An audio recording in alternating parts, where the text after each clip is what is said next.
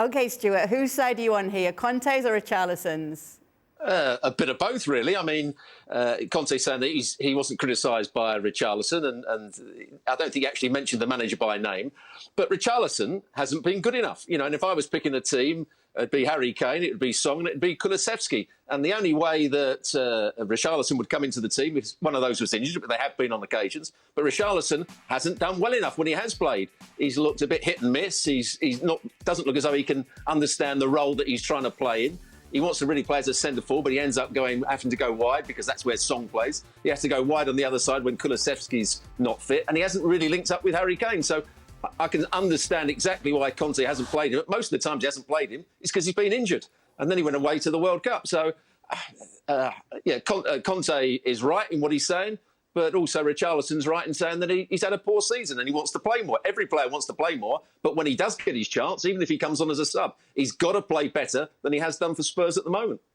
Let's just remind you what Richarlison did say after the game and how he was feeling a little bit hard done by. He said, "I didn't understand. I was playing well. We won against Chelsea and West Ham, and suddenly I was on the bench. I played 5 minutes against Wolves, asked the reason, and no one told me why. They asked me to take a fitness test in the gym and told me I was going to start if I passed it. And I was on the bench. These are things I can't understand." So he was saying he was promised to start against Milan, and he was on the bench. Now, he did come on in the 70th minute in this game. But, Stevie, is this bad management from Conte if you're told you're going to start and then you don't start the game? 100%. I mean, it's about as bad as it gets for a player. And when that happens, as a coach, you're a man down because you've lost him. Absolutely lost him. So that makes no sense whatsoever.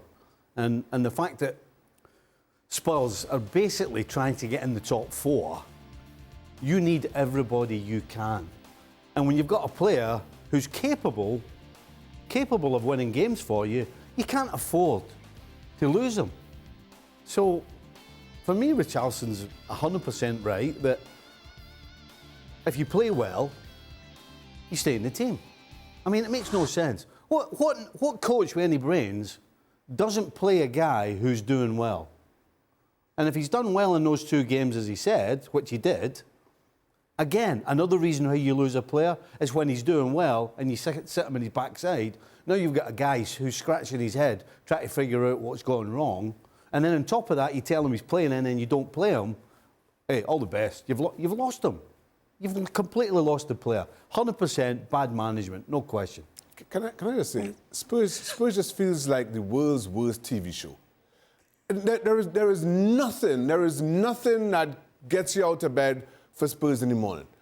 From a manager whose contract is up, he's going to be moving on, no question, who has an incredibly talented team playing some awful football. They're somehow in the top 4. That's about all you can say that's positive. You've got Harry Kane, one of the best strikers in world football.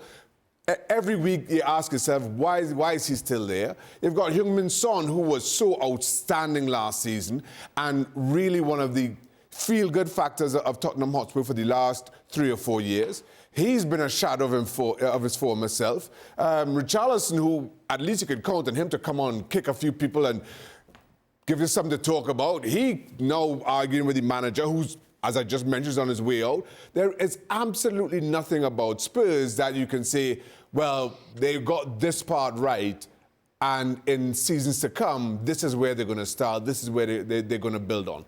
And in truth, it's boring at this point. I'm sorry, Spurs fans, but there is nothing about Spurs that excites me in the slightest. Stuart, were you having a little chuckle about what Stevie said? Well, the one reason that Richarlison said what he said also was because he knows that Conte is on his way out, so he can say what he likes against the manager.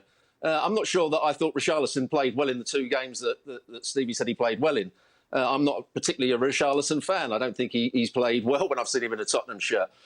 The problem being, you know, and anybody that says that Conte didn't play good football at Juventus and didn't play good football when he won the title at Chelsea and didn't play good football when he was the Italian manager and didn't play good football at Inter is an absolute idiot. and I'll mean that, is an absolute idiot. So why he's playing the football he is at Spurs at the moment, I don't understand it. This isn't the football that he wants to play. He plays far more attacking football than that. When he was at Juventus, it was the best coach side I had not ever seen, but seen at that particular point in Europe. They played attacking football. They pressed the ball high up the field. They did so in his second season with Inter. The first season at Chelsea, they played great football. I don't know what's gone wrong with Conte since he's been at Spurs, but as Xhaka said, there's something not right between him, this club, the players. It's not working for them.